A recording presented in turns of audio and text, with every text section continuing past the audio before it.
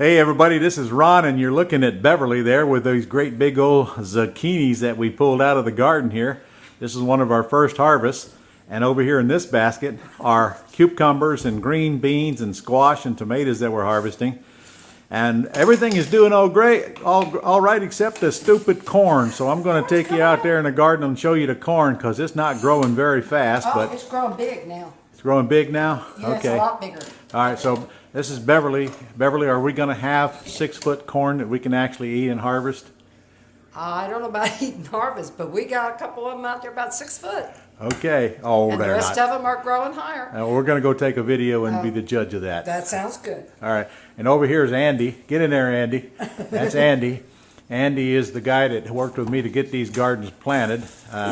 This is my son-in-law, also the guy that takes care of the premises here. So if this garden doesn't grow, I just want everybody to know that it's all Andy's fault. Okay, here we are in the garden.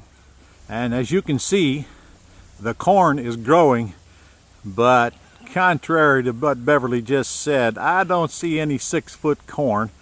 Although we got one lousy stalk that's getting up there about 5 foot or so.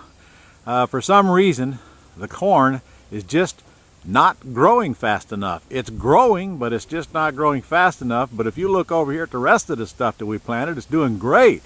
Got giant cucumbers and giant squash and green beans galore, and we got more green beans coming up there, and watermelon coming up over there, and squash and all of that. But obviously I got into this thing for the corn, and it looks like I'm going to have to stop and punt and figure out what we did wrong and go back and do it over again. But fortunately we live in Florida and we got time to plant another crop down here. So all you snowbirds, eat your heart out.